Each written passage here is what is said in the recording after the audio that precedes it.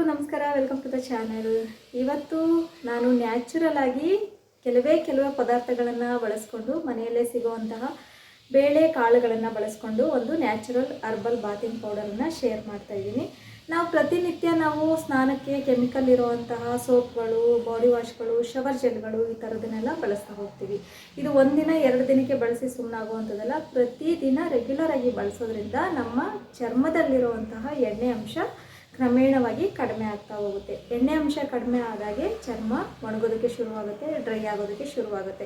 ಆ ಡ್ರೈನೆಸ್ನ ರೀಪ್ಲೇಸ್ ಮಾಡೋದಕ್ಕೆ ನಾವು ಬಾಡಿ ಮಾಯ್ಶ್ಚರೈಸರ್ಗಳನ್ನ ಬಳಸುವಂಥದ್ದು, ಕಂಡೀಷ್ನರ್ಗಳನ್ನ ಬಳಸುವಂಥದ್ದು, ಈ ಥರದನ್ನ ಮಾಡ್ತಾ ಹೋದಾಗ ಇನ್ನೆಷ್ಟು ಕೆಮಿಕಲ್ಸ್ ನಮ್ಮ ದೇಹನ ಸೇರ್ಕೊತಾ ಹೋಗುತ್ತೆ. ಇದರಿಂದ ಸೈಡ್ ಎಫೆಕ್ಟ್ಸ್ ಜಾಸ್ತಿ ಆಗ್ತಾ ಹೋಗುತ್ತೆ.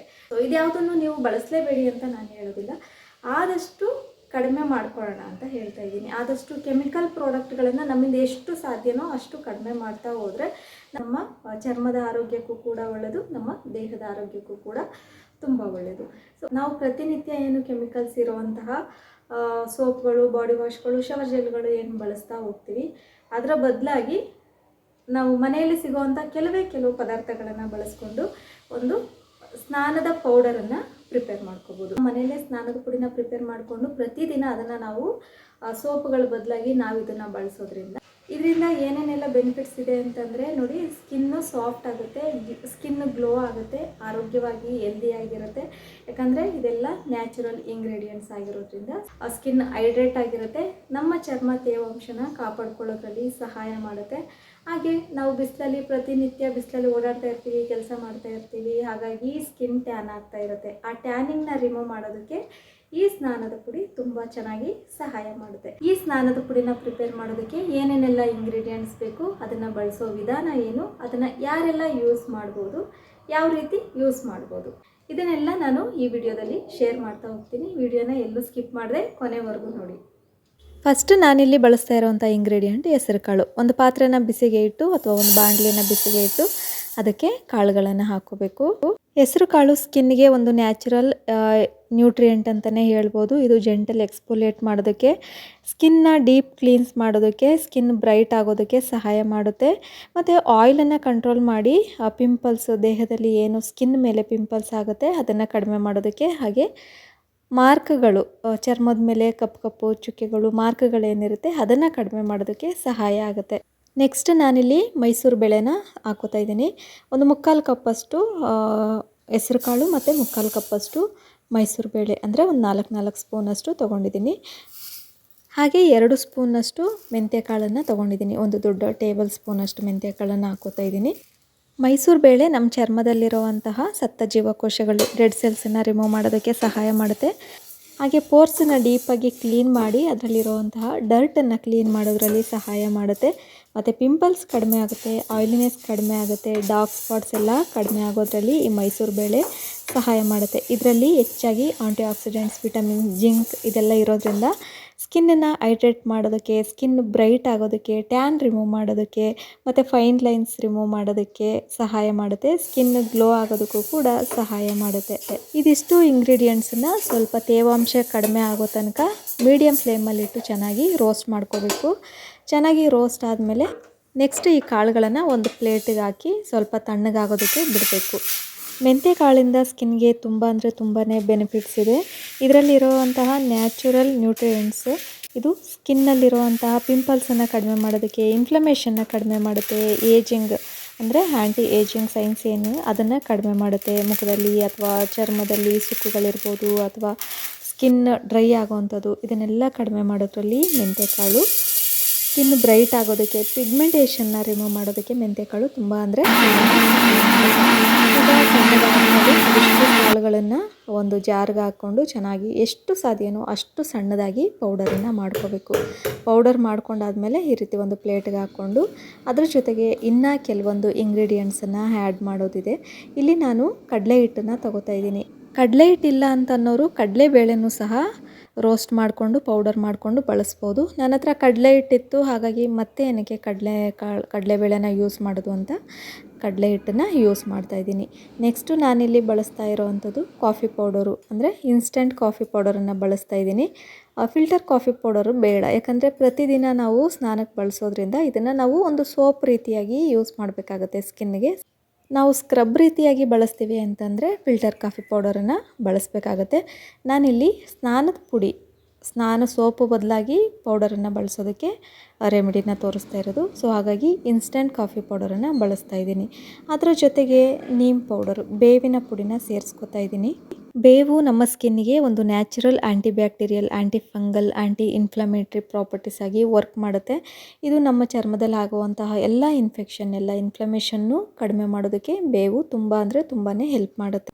ಚರ್ಮದಲ್ಲಾಗುವಂತಹ ಕಜ್ಜಿ ತುರಿಕೆನ ಕಡಿಮೆ ಮಾಡಿ ಎಲ್ಲ ರೀತಿಯ ಚರ್ಮ ಸಮಸ್ಯೆಗಳನ್ನ ಪೂರ್ತಿಯಾಗಿ ಗುಣಪಡಿಸೋದ್ರಲ್ಲಿ ಸಹಾಯ ಮಾಡುತ್ತೆ. ನೆಕ್ಸ್ಟು ಇದ್ರ ಜೊತೆಗೆ ನಾನು ಕಸ್ತೂರಿ ಅರಿಶಿನ ಸೇರಿಸ್ಕೊತಾ ಇದ್ದೀನಿ. 1/4 ಸ್ಪೂನಷ್ಟು ಕಸ್ತೂರಿ ಅರಿಶಿನ ಸೇರಿಸ್ಕೊತಾ ಇದ್ದೀನಿ. ಯಾವುದೇ ಕಾರಣಕ್ಕೂ ಅಡುಗೆ ಅರಿಶಿನ ಬಳಸಬೇಡಿ. ನೆಕ್ಸ್ಟು 2 ಸ್ಪೂನಷ್ಟು ರೋಸ್ ಪೌಡರ್ ಇದ್ದರೆ ಬಳಸ್ಬೋದು, ಇಲ್ಲ ಅಂದರೆ ಗುಲಾಬಿ ಹೂವನ್ನ ಚೆನ್ನಾಗಿ ಒಣಗಿಸಿ ಅದನ್ನು ಪೌಡರ್ ಮಾಡಿ ಕೂಡ ಬಳಸ್ಕೋಬೋದು. ನೆಕ್ಸ್ಟ್ ಇದರ ಜೊತೆಗೆ 2 ಸ್ಪೂನಷ್ಟು ಶ್ರೀಗಂಧದ ಪುಡಿನ ಬಳಸ್ಕೊತಾ ಇದ್ದೀನಿ. ಹಾಗೆ ಆರೆಂಜ್ ಪೀಲ್ ಪೌಡರು, ಅದನ್ನು ಕೂಡ 2 ಸ್ಪೂನಷ್ಟು ಬಳಸ್ಕೊತಾ ಇದ್ದೀನಿ. ಹಾಗೆ ಅದರ ಜೊತೆಗೆ 2 ಸ್ಪೂನಷ್ಟು ಬೀಟ್ರೂಟ್ ಪೌಡರು. ಇದಿಷ್ಟು ಇಂಗ್ರೀಡಿಯೆಂಟ್ಸ್ಗಳನ್ನ ಎಲ್ಲ 2 ಸ್ಪೂನಷ್ಟು ಹಾಕ್ಕೊಂಡಿದ್ದೀನಿ. ಶ್ರೀಗಂಧದ ಪುಡಿ ಬಳಸಿರೋದ್ರಿಂದ ಸ್ಮೆಲ್ ಅಂತೂ ತುಂಬ ಚೆನ್ನಾಗಿರುತ್ತೆ. ನಾವು ಸೋಪುಗಳನ್ನು ಬಳಸುವಾಗ ಏನು ಸ್ಮೆಲ್ ಬರುತ್ತೋ ಅದೇ ರೀತಿ ಒಳ್ಳೆ ಘಮ ಬರುತ್ತೆ. ಜೊತೆಗೆ ಅಕ್ಕಿ ಹಿಟ್ಟು ಹಾಕೋದನ್ನು ಮರಿಬೇಡಿ. ಅಕ್ಕಿ ಹಿಟ್ಟು 2-3 ಸ್ಪೂನಷ್ಟು ಅಕ್ಕಿ ಹಿಟ್ಟನ್ನು ಸೇರಿಸ್ಕೋಬೇಕು. ಯಾಕಂದರೆ ಅಕ್ಕಿ ಹಿಟ್ಟು ಸ್ಕಿನ್ನು ಚೆನ್ನಾಗಿ ಗ್ಲೋ ಆಗೋದಕ್ಕೆ ಹೆಲ್ಪ್ ಮಾಡುತ್ತೆ, ಮಾರ್ಕ್ಸ್ ಕಡಿಮೆ ಆಗೋದಕ್ಕೆ ಹೆಲ್ಪ್ ಮಾಡುತ್ತೆ. ಇದಿಷ್ಟು ಇಂಗ್ರೀಡಿಯೆಂಟ್ಸ್ಗಳನ್ನು ಚೆನ್ನಾಗಿ ಮಿಕ್ಸ್ ಮಾಡ್ಕೋಬೇಕು. ಗಂಟುಗಳಿಲ್ಲದೆ ಇರೋ ರೀತಿ ಮಿಕ್ಸ್ ಮಾಡ್ಕೋಬೇಕು. ಹಾಗೆ ಮಿಕ್ಸ್ ಮಾಡ್ತೀನಿ ಸ್ಪೂನಲ್ಲಿ, ಕೈಯಲ್ಲಿ ಅಂತಂದರೆ ಗಂಟುಗಳಿದ್ದೇ ಇರುತ್ತೆ.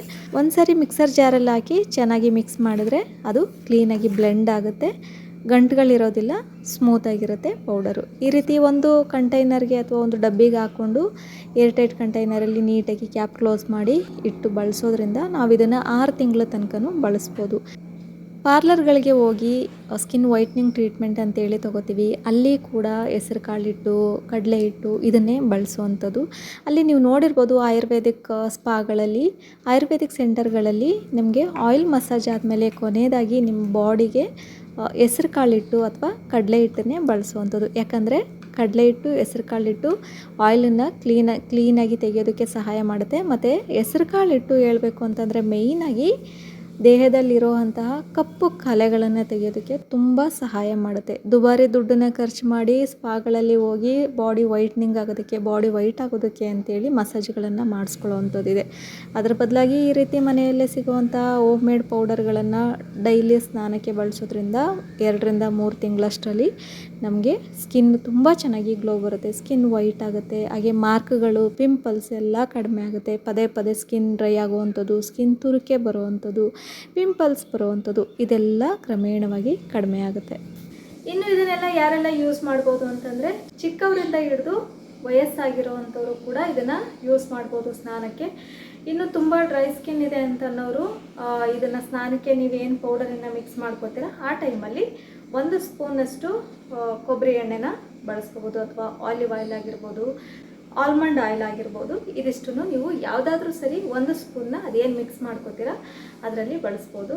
ಅಥವಾ ಮೊಸರನ್ನ ಬಳಸಿದ್ರೆ ಎಣ್ಣೆನ ಯೂಸ್ ಮಾಡೋವಂಥದ್ದೇನು ಬೇಕಾಗಿಲ್ಲ, ಮೊಸರನ್ನು ಕೂಡ ಯೂಸ್ ಮಾಡ್ಕೋಬೋದು. ರೋಸ್ ವಾಟರಲ್ಲಿ ಕೂಡ ನೀವು ಮಿಕ್ಸ್ ಮಾಡ್ಕೋಬೋದು, ಅಥವಾ ನೀರಲ್ಲಿ ಕೂಡ ಮಿಕ್ಸ್ ಮಾಡ್ಕೋಬೋದು.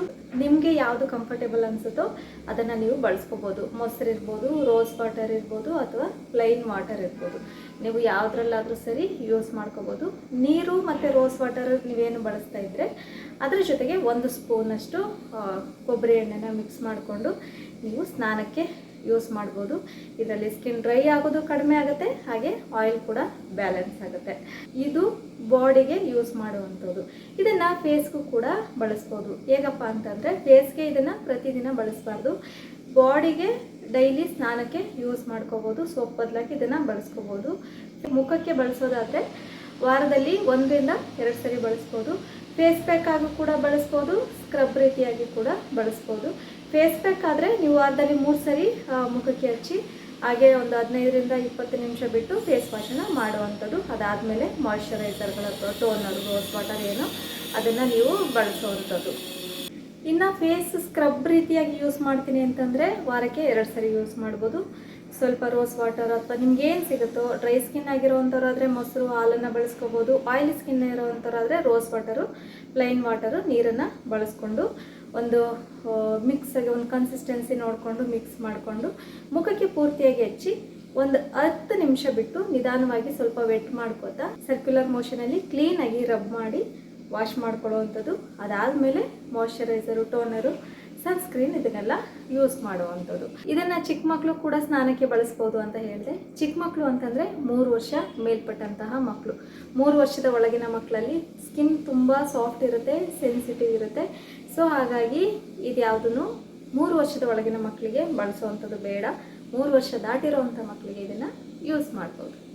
ಸೊ ಇದಾಗಿತ್ತು ಇವತ್ತಿನ ವಿಡಿಯೋ ಇಷ್ಟ ಆಗಿದ್ರೆ ಲೈಕ್ ಮಾಡಿ, ಶೇರ್ ಮಾಡಿ, ಕಮೆಂಟ್ ಮಾಡಿ, ಹಾಗೆ ಸಬ್ಸ್ಕ್ರೈಬ್ ಮಾಡೋದನ್ನು ಮಾತ್ರ ಮರಿಬೇಡಿ.